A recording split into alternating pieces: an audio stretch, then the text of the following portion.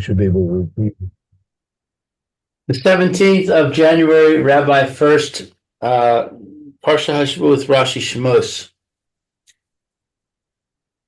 Okay. Very good. As you mentioned, this is Rabbi Shlomo First here. You should be Manashi Yerushalayim Care of Zoom. Our one and only share for us, me, this morning, Erev Shabbos Parshas Shmos Shantavsum Pei Hey. Okay, let's open our Chumash and we'll start with the following uh, section. That's sort of right in the beginning there.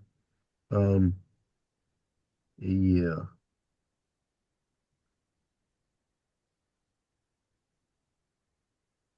Yeah, Perek Aleph, the first chapter, Pasuk Tes Vov, 15. Pasuk Tes.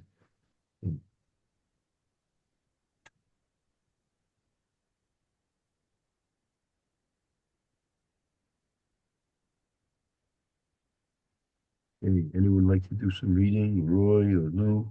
Any volunteers? Mm.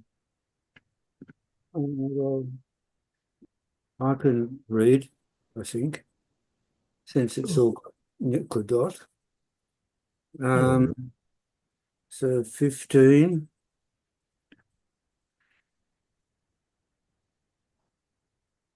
Let's see where's 15? Test. Yud Dalet is 14. And the next one is what? Mem test? Tes Vov, 15. Test Bob, I mean, yeah. That's Sorry. right. That's right. V'yomer Melech Mitzrayim. What and the king of Egypt said, is that right? Correct. That's right. Oh, good. Lam Yaldis Havriyot Asher Shem Ha'achos Shifra V'Shem Shinis Pua. And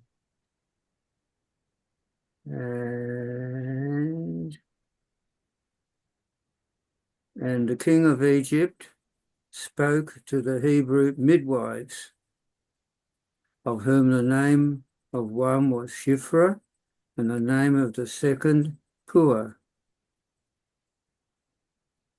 Go on then. Yeah. We're gonna look at a few psukim here. Then we're gonna go back and we'll do a review. Okay. V'yomer V'yol Decher es Ha'avaris, and he said, when you do the office of a midwife, Boreisen al Ha'av Naim Im Ben Hu V'chama Ten also Im Bas Hu Bas Hiv V'choya. And you see, when you do the office of midwife to the Hebrew for the Hebrew women, and see upon the stools, if it be a son, then you shall put him to death, but if it be a daughter, she shall live. Right, so you have here that the king of Mitzrayim, and don't forget, Mitzrayim at the time was probably the most powerful country, nation, kingdom in the world. And Pharaoh, therefore, was probably the most powerful person in the world.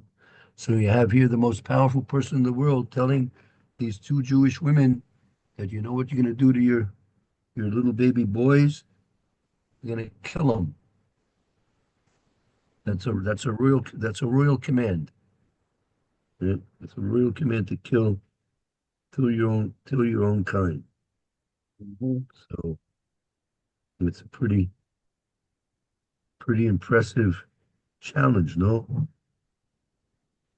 Well, certainly is emotionally, and from aesthetic, and from the uh, what do you call it? From the idea of right and wrong, it can be very challenging. If you know you've got to do something that you don't want to do, or know is wrong, that certainly can be challenging.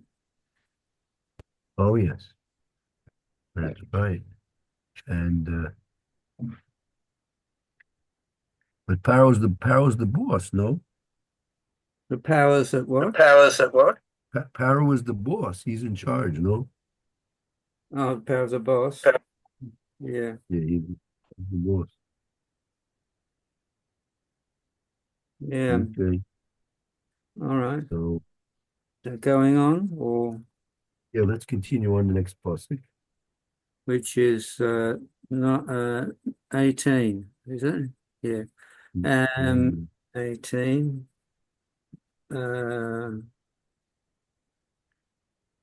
or is it Yud Zayin? No, I said Yud Zayin. No, I didn't. Here But we are now in the pasuk Yud Zayin, Yud yeah, Zayin. Yud Zayin. Vatiren Hamayaledos es Elohim velo Ostel כאשר דיבר אליהן מלך מצרים ותחיה, no, ותחיה, no, That's is that a right. That's right. Right. Right. but V'chayei ves hayoladim. it's Hayoladim. So what's this second last word? Vatachai, The no. the short and they let them live the children. They let the children live. All right. Anyway, so that's there. Um, Right. uh, and that brings us to Shani, in the laning, uh, but the midwives feared God and did not, as the king of Egypt spoke to them, but saved the children alive. And So here they're defying the royal. The king's talking to them directly.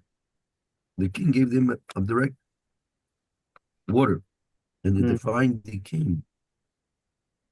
mm, That's pretty serious. I would imagine that if he found out, which he did, considering his position and he gave a direct order, he'd just go and order the midwives to be killed Okay, that's the, straight that's straight through. Yeah. that's what you would expect. Now, so what next? It Anyway, seems like and now 18. Um,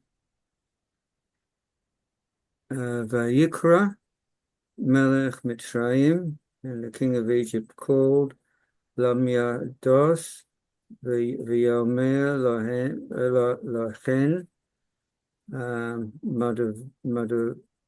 Madudua Asisen Hadavo Hazevat Vatachaya Vatachai Na Es Haladim Hayaladim.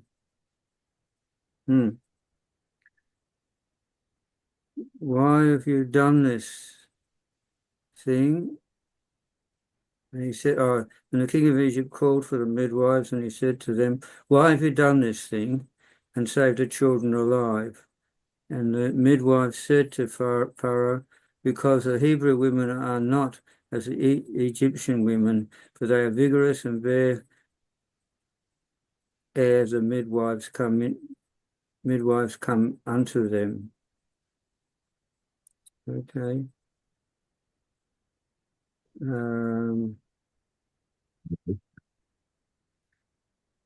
Yud Tes, I think, is that right? Vatar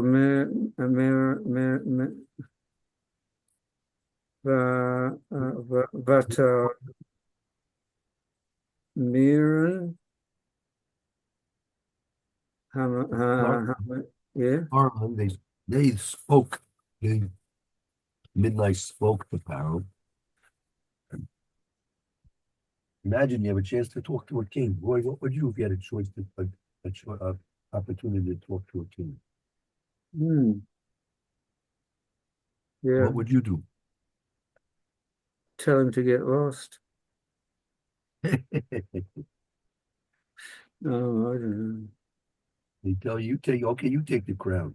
You become king.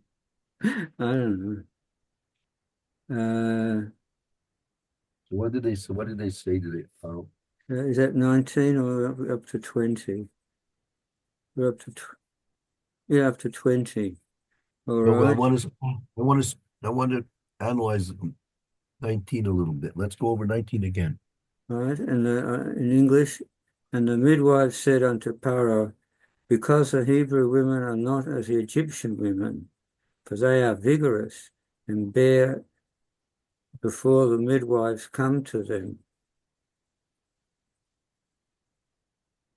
No. Do you think that was the truth? No, we know it's not the truth It might be. Why not? It could be. because it's going to say that they gave them food. Because they what? They say what? The midwives gave the babies food.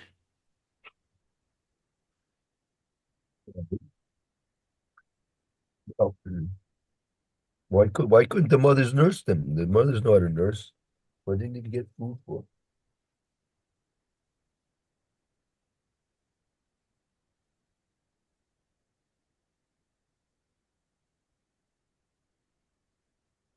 Are you saying, Lou, are you saying that the babies get food as soon as they're born from somebody? I'm not sure where I got that from. I'm not trying to find where it says it. I think Rashi says it. Well, we haven't looked at Rashi yet, have we? Yeah, but Okay, so let's it says they didn't do what the king told them to do. Mm. But it doesn't mean they don't have an excuse for it. That doesn't mean that what they said is not true. Well, they said that the reason is that when we get there, the Jewish women have already given birth, and the rabbi wants to know, is that true? So I'm saying it clearly says in the pasuk, um, uh, the midwives did not do as they were told. That's right. But that doesn't mean that they had that as an excuse. They could have still had that as a reason, but not used it and killed the babies. They would still have that. That would still be a reason. You know. They're denying that they defied Pharaoh, and the pasuk says clearly that they did defy Pharaoh. Mm. Therefore, what they're saying when they deny that they defied him, that's not true. well, Okay. let's take one step. Let's take one step back. Go back to Pasuk Yud Ches. What's going on here? Hmm.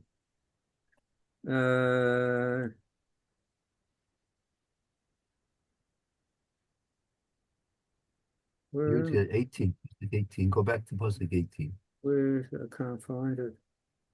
18. Should be there. You'd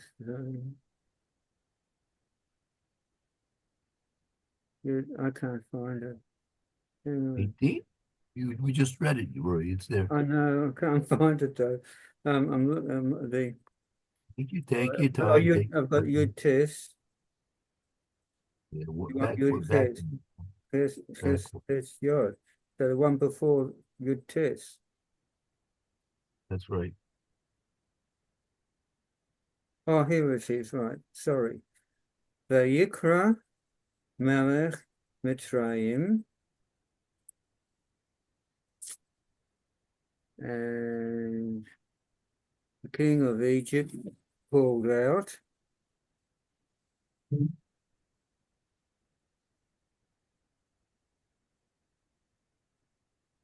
and the king of Egypt called for the midwives, rather.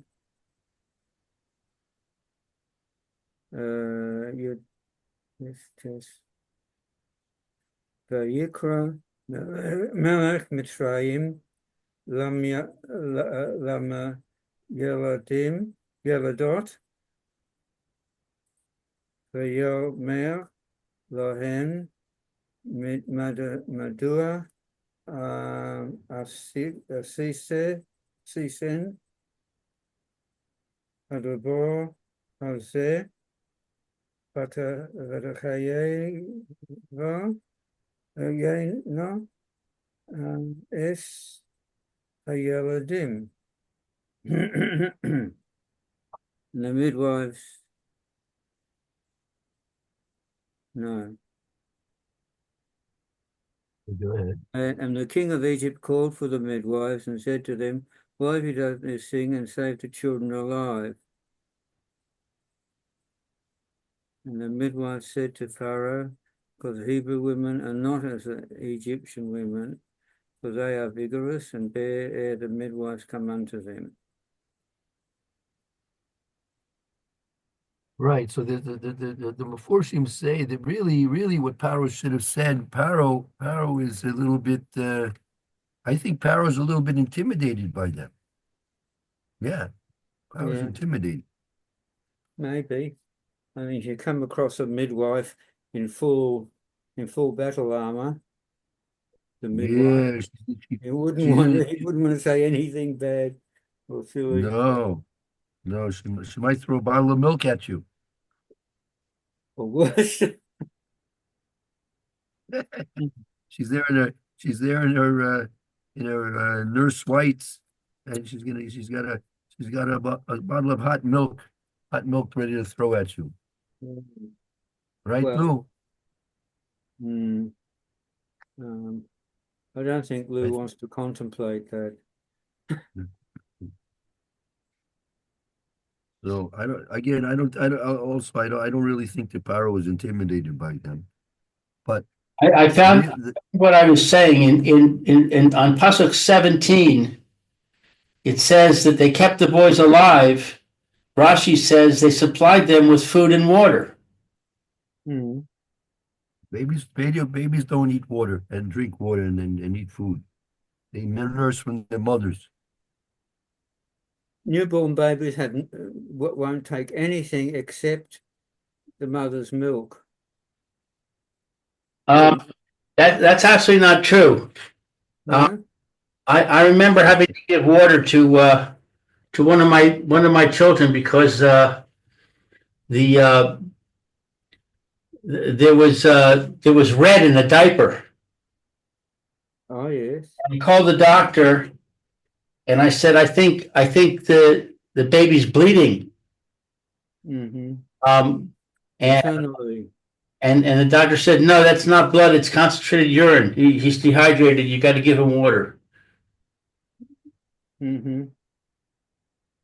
But that's not the diet. That's the water and food is not the baby's diet. Newborns are fed from a mother's milk. Yeah, you're right. This was a special situation. Right. So that Rashi is a separate issue. Why did what did they, what did they, what kind of food they went to the Egyptian supermarket and got Gerber baby food, banana puree with cherry sauce. No cherries, they got them. No cherries. Egyptian crocodile meat. Crocodile meat. How do you check the crocodile? I don't know. You don't get too close. That's for sure. So anyway, that Rashi is a separate question. Okay, that's a separate question. Right. But clearly the pasuk is saying that it wasn't that, was like they said that they got there and the babies were already born. It's saying that they actively were helping to give to the mother to give birth and to help the babies to survive. So they were lying to Pharaoh when they said that they didn't do that. Okay, so that's one point, correct. So now the Meforshim do speak about the fact is that really what does it mean that when Paro said Medua Asisa Davrazeh, from where do you get to do this thing? That's that's not the question Paro should have asked. Paro should have said Medua Lo Asisim Kidivrai. Why did you not do like I commanded? A king doesn't talk that way. King's not interested in what people are doing. He's interested in people listening to his commands. All the king has to say is, why did you violate my command? That's it. I don't want to know why you did what you did, right? That's a secondary, inconsequential question, right? The question is that Paro, if he was a real king, he should have said, why did you violate my command? Isn't that the same as saying, why did you do what you did? It's not exactly the same. You're right. In essence, it really amounts to the same. But Mm. the answer that those gave could be based on the way that Paro asked his question. Why did you do what you did? Why did you do what you did? So I said, well, they were born already. What do you mean? So by saying that they were born already, they're saying they really didn't do anything. Right. I mean, what? uh, maybe we should go back. Maybe we should go back and analyze what did in fact. Well, first, before we do that, go back to 17, right? Go back to 17. BT Irena. You see, who would like to read 17 again? You can read it in English. Go on, Louis, you read it. I can't even find it. But the midwives feared God, and they did not do as the king of Egypt spoke to them, and they kept the boys alive.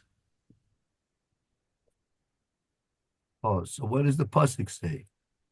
First of all, see this might be an answer to your point about Rashi. The first part of the pasuk says, right, and this is narrative. The Torah is telling us this. They didn't do what Pharaoh said. They didn't do lo asiyah kasher diber lehem. They did not do as the king commanded. Right? They did not do as the king commanded. Number one. And second, right, v'tihyena es eladim. And they let the children live. Well, they assisted the children to live. And as Rashi says, they gave them food. How they gave them food with Gerber baby food. I don't know, crocodile special souffle. I don't know, baby food. And they helped the babies, the children to live. But the main thing is that they did not listen to the command of the king, right? So the pasuk is in fact telling you two different things. So when Paro asked him why did he did what he did? What was he responding to? The fact that they didn't listen to him, or the fact that they kept the babies alive? fact that they didn't listen to him. So if that's the case, he should have said clearly, why did you not listen to my command? That's the way a king talks. King's not interested, why did you do what you did? But when a cop, a state trooper is going to pull somebody else over for speeding. He's going 95 in a 60-mile-an-hour zone, right? He was just going 95. So the trooper takes it, he comes over, right? Pull down your window. So he's going to ask you, why were you speeding? Going to ask you why you're speeding. You say, you're speeding. Give me your license and registration. No, yes. Yeah. Going to ask you why you're speeding. Mm. He's not interested at that point. You'll get your chance. No, that's not his point. He doesn't want to know. He doesn't care why you were speeding. Mm. The Mm. power should care why they're not listening to you. Why should the king of the most powerful kingdom on earth, the most powerful person in the universe, why should he care why these two midwives are not listening to what he said? Why should he care about why they're not doing it? Again, is he intimidated they're going to throw hot baby formula on him? Mm. Strange. It's very strange. Okay. All right. Mm. Um, Yeah, he should have just said to them, "You didn't listen to me. Now off with your heads." That's exactly right. That's what he should have done. That's what any self-respecting king would have done, no? I don't care why you did it. You disobeyed me. That's the point. That's the only thing. A person disobeys the king, that's the end of him, right? Not a not a democracy, right? The most menial laborer in the most menial job. The guy's a custodian and he's supposed to sweep the floor, right? He's supposed to sweep the floor. Floor 15A in building 1625, right? That's his job. His job is to sweep the floor on floor 15A on building 1625, right? So the owner of this tremendous corporation gets a memo from, and he says the floor on 15A in building 1625 looks like it hasn't been swept in the last 6 months. So what do you think the boss is going to do? He's going to ask him why you're not doing your job? They're not even talk to him. Goodbye. mm. Okay, so that's a problem. That's a problem. Um, I have a question here that I've got a translation, yeah. but you did not do as the king of Egypt. And the king of Egypt spoke to them, but saved the children alive. I've got. You said the boys or It's Yeladim, the children. I mean, it doesn't say the boys. Yeldot. If it would really be didactic in Russian, Yeldot would, I think, be feminine. Yeladim is usually masculine. Mm, yeah. So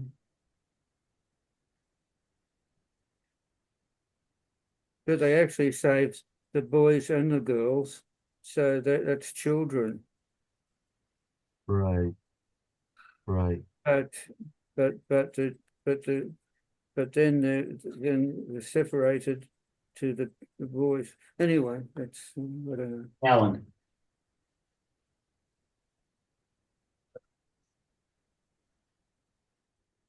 Mm,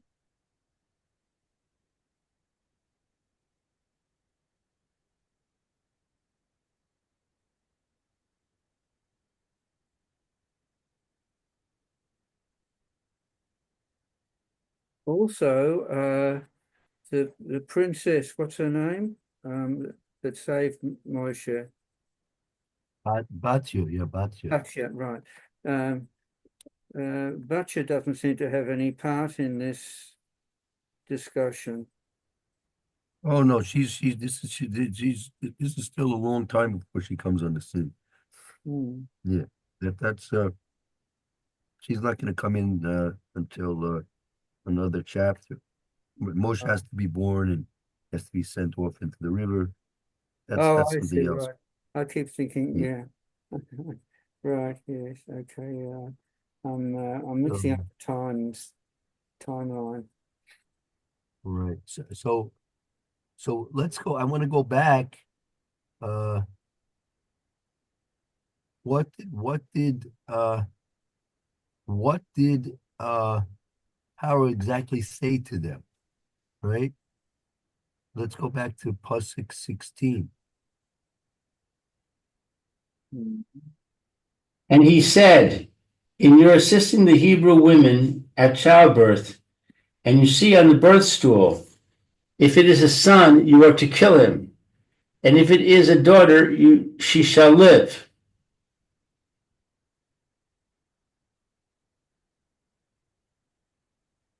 Oh,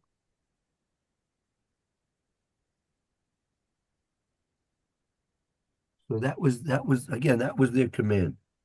That was the command on the birth stool, right? I mean, at that point, at that time. So it could be that what they're saying to Paro is that according to your own command, right? According to your own command, um, you weren't able to you weren't able to fulfill your command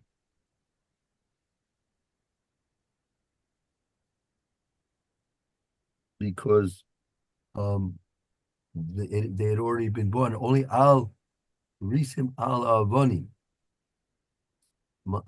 Apparently, they're learning that it was exactly at that point they were commanded, and not any time before or after that.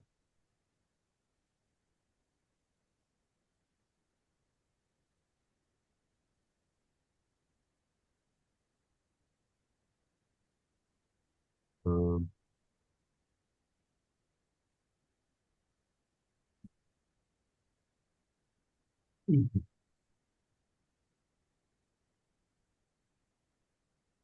uh, you see what I mean? If you look into the statement of Paro, what was his exact command? We have to understand his exact command. He said, you have to kill the boys. Well, yeah, but it wasn't exact. Or It was more specific. when you do the office of a midwife to the Hebrew women, no, just a minute. They made them serve with rigor. And the king of Egypt spoke to the Hebrew midwives, of whom the name of one was Pua and Shiphrah and Pua. And he said, when you do the office of a midwife to the Hebrew women. So that was uh, the first thing he did. He spoke to the midwives, and he said to them explicitly that at the point when you have to do the job of a midwife to the Hebrew women, at that point,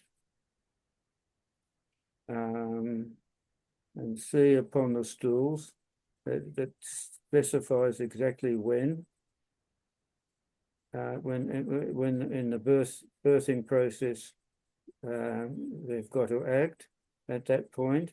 If it be a son, then you shall put him to death, and if it be a daughter, you shall she shall live.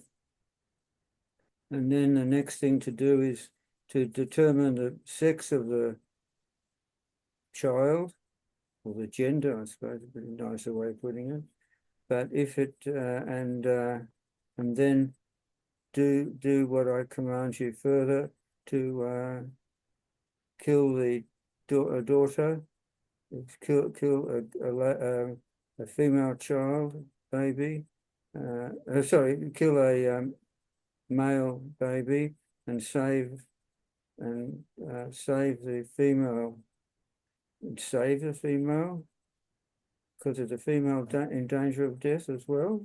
Don't think so. Well, just like wouldn't the spare mean to spare them? They should be spared. Yeah. Yeah. Anyway, so that's what he's explicitly was saying. When and where and how.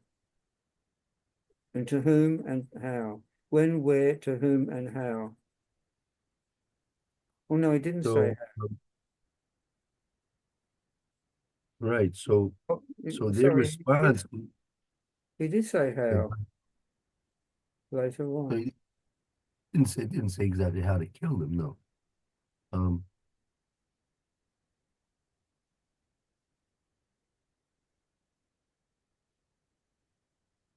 Right. So their response was in specific.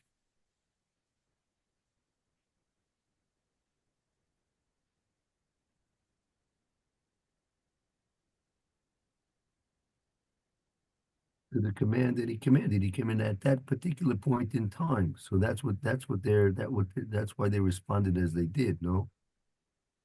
Mm.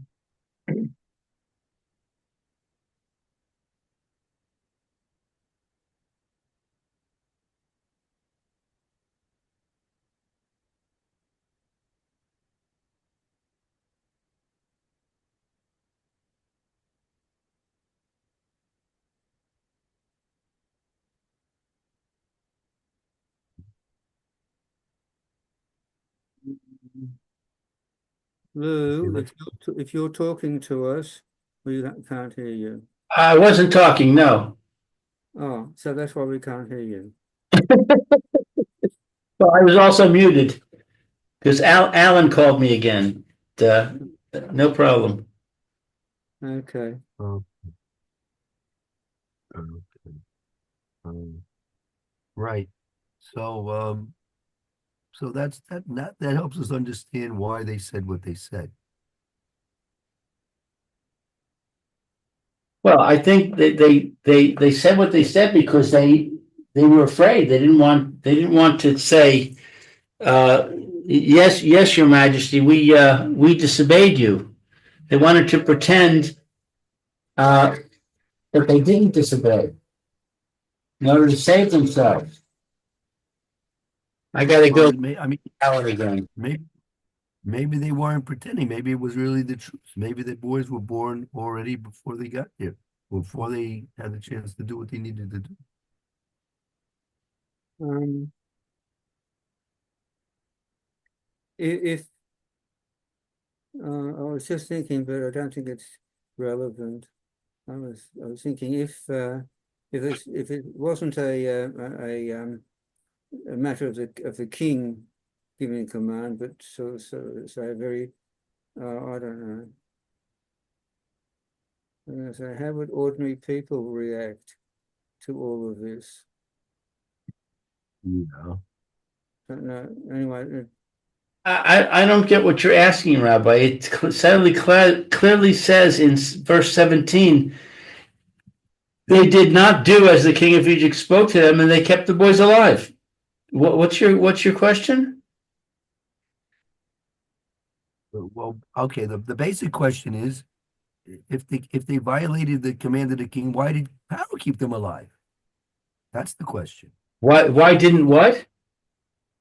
If they violated the command of the king, why did Pharaoh keep them alive?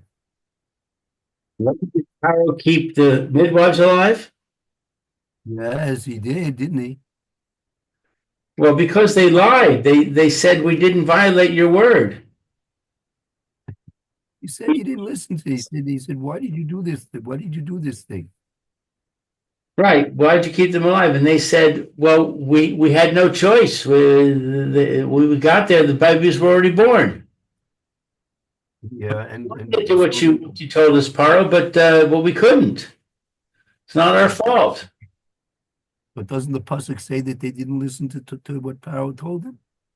Correct. That's the truth. But Paro doesn't know that.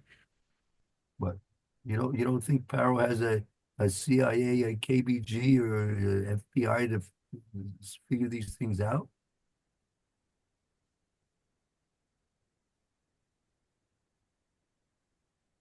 Mhm. Did Paro know from his spies? Um, He may have taken for granted that they would do what he was told them to do because he told them, and he's the king, and there's no choice. He didn't realize that some people say there is a choice, despite you being a king.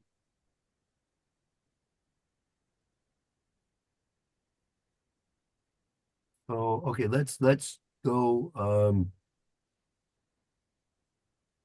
so you want to say, Rabbi, that Paro undoubtedly had spies that knew exactly what was happening, and so therefore, why didn't he kill? Why didn't he say, "No, you're lying. You really kept them alive on purpose, and now you're going to be killed"? That's your question, correct? Yeah, yeah, yeah. That's seems to be the kingly thing to do. No. Is there anywhere in the Mephorshim to suggest what you're saying, or to give some sort of support or hint? Uh, one thing I saw is they had the Pharaoh was asking the wrong question. That's what he meant. We mentioned earlier. He should have said, "Why did you?" He shouldn't have asked, "Why did you do what you did?" He should have said, "Why did you violate my command?" You know. Mhm.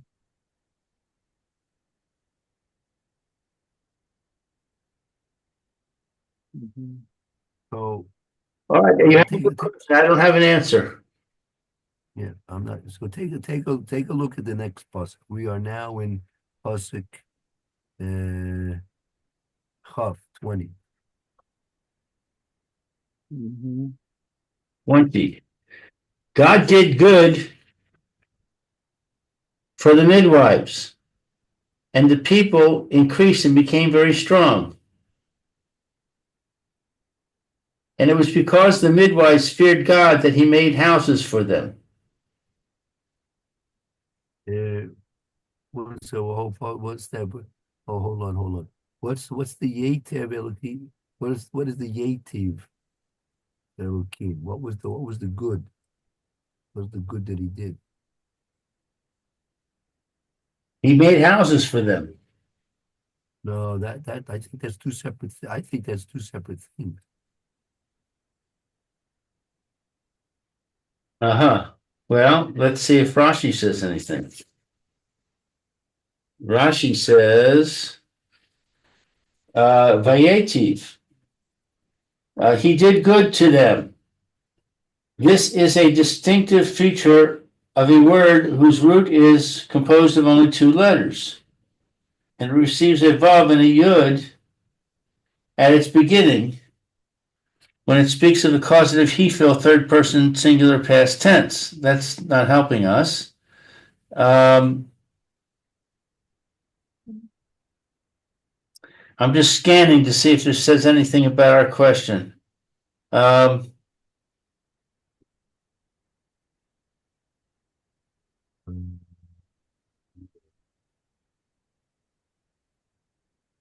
uh, uh-oh. So, oh yeah, here it says, and God did good to the midwives. And what was the goodness? That which is stated in the next verse, which is he made houses for them.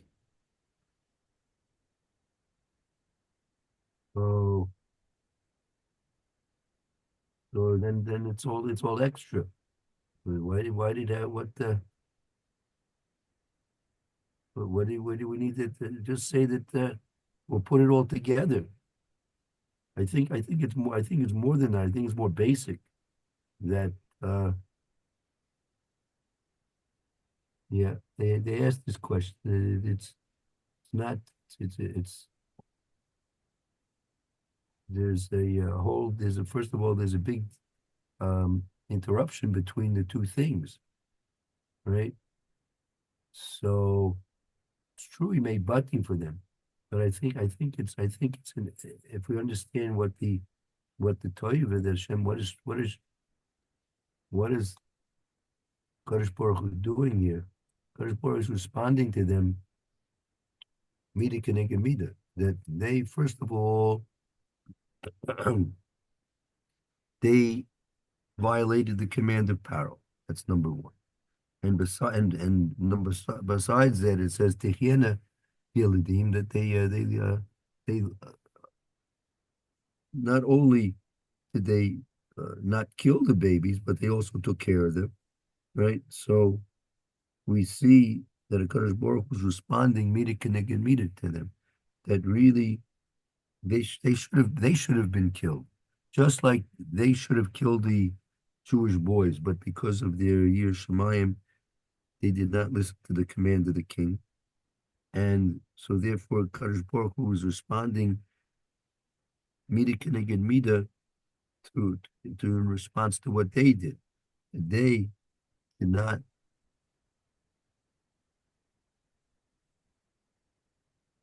listen to the command of the king and therefore risk their lives. Therefore, when it came to saving them, they were now in a state of sakanas nefashos.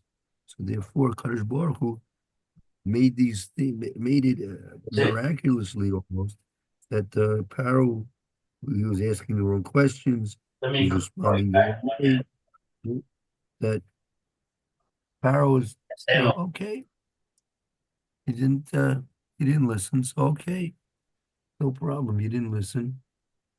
Okay, class dismissed. You didn't listen, class dismissed. Very strange Parsha is very strange exchange. So the only way I can explain it is this toiv that HaKadosh Baruch Hu did for the elders, that he made it that Pharaoh was not acting as a proper king should and could have acted. Pharaoh could have killed him right there on the spot. You don't care what the excuse is. We're not even interested in your excuse. The fact that he's interested in an excuse is number one. Number two, the fact that he didn't um, kill him in response to the disobedience. Number two. So I think that's the big toiv that Hakadosh Baruch Hu was doing for them. Is this, And sorry, yeah, go thanks. ahead. What do you want? Is it, is this, his behavior here, from psychological conjectures that we may have any bearing on analyzing his behavior in not letting the Israelites go, being hard of heart? I mean, it's going to have we're going to have an insight um into that, meaning we see a Kadosh Baruch who's is taking things into his own hands, so to speak. Kadosh Baruch is beginning to direct things, and you see that we see that a person is repaid by Kadosh Baruch who mida keneged mida. They the midwives put themselves at risk by violating the king's command. So Kadosh Baruch Hu did good for them to protect them in spite of what the king could and really should have done. Right? Mm-hmm. This is just one of the first miracles that we're beginning to see. This whole first part of Sefer Shemos is full of miracles. So you have to realize the miracle which the Torah is describing for us. Here, the king of Mitzrayim, right, in spite of the fact that the midwives are violating his command, so he seems to be very at ease and very calmly accepting of the disobedience. which is certainly something that you wouldn't expect from a king. So we'll see more examples of this as we go further in the Parsha. Okay, I think that brings us to about the end of our time. So good, we'll see you all on Yom Rishon.